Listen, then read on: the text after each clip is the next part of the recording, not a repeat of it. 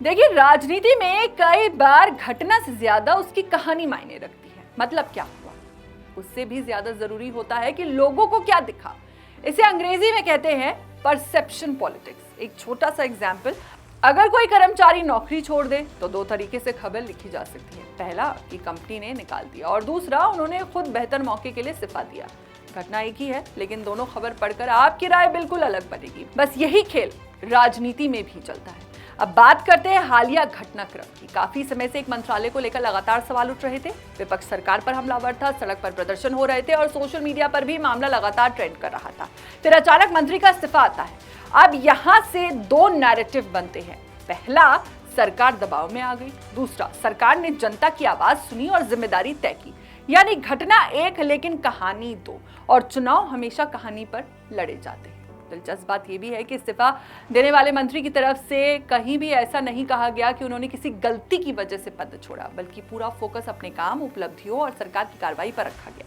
यानी संदेश साफ था, मैं जा रहा हूं लेकिन हार मानकर नहीं। ये छोटी बात नहीं है, क्योंकि राजनीति में आखिरी बयान ही अक्सर लोगों की पहली याद बन जाता है। अब बड़ा सवाल, क्या सरकार सच में झुकी? देखिए, अगर इसे सिर्फ सरकार की संवेदनशीलता कहा जाए तब भी तस्वीर अधूरी रहेगी। असल में सरकार ने जिस दबाव को स्वीकार किया वो किसी एक राजनीतिक दल का नहीं था। मुद्दा सीधे युवाओं और छात्रों से जुड़ चुका था, और चुनावी राजनीति में युवा वर्ग को पूरी तरह नजरअंदाज करना किसी भी सरकार के लिए आसान नहीं होता। अब बात करते हैं नुकसान की। सबसे बड़ा असर किस पर पड़ा? मेरे हिसाब से सरकार की सबसे मजबूत इमेज पर। पिछले कई सालों से एक धारणा बनी हुई थी कि ये सरकार अपने फैसले आसानी से नहीं बदलती।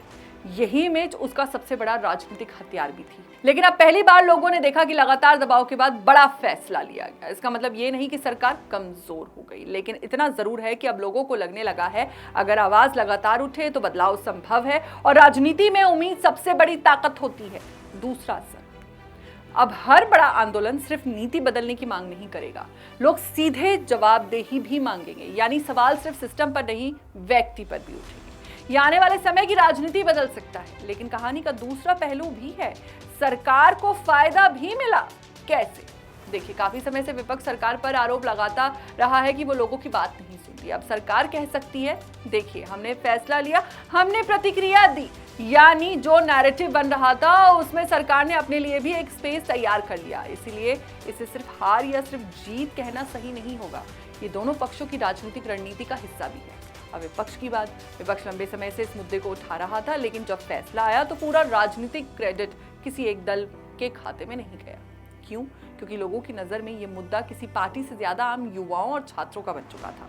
यानी विपक्ष को मुद्दा मिला लेकिन पूरा फायदा नहीं मिला। अब सबसे अहम सवाल, क्या आगे भी ऐसे इस्तीफे देखने को मिल सकते हैं? इसका जवाब आसान नहीं है, लेकिन एक मिसाल जरूर बन गई है। अब भविष्य में अगर किसी बड़े मुद्दे पर जनता जवाबदेही मांगेगी तो लोग इस घटना का उदाहरण जरूर देंगे। यही वजह है कि इस फैसले का असर सिर्फ आज तक सीमित नहीं रहेगा। आने वाले कई आंदोलन में इसकी चर्चा होगी। तो कुल मिलाकर ये सिर्फ एक मंत्री के पद छोड़ने की खबर नहीं है, ये उस राजनीति की कहानी है जिसमें इमेज, मैसेज और टाइमिंग तीनों बराबर मायने रखते हैं। सरकार को नुकसान भी हुआ, कुछ फायदा भी मिला, विपक्ष को मौका भी मिला, लेकिन सबसे बड़ा संदेश शायद लोकतंत्र को मिला कि जनता की आवाज अगर लगातार बनी रहे तो सत्ता तक उसकी गूंज पहुंच सकती है। आपकी क्या राय है? क्या आपको लगता है कि ये सरकार का रणनीतिक फैसला था या फिर बढ़ते दबाव का असर? अपनी राय कमेंट में जरूर बताएं।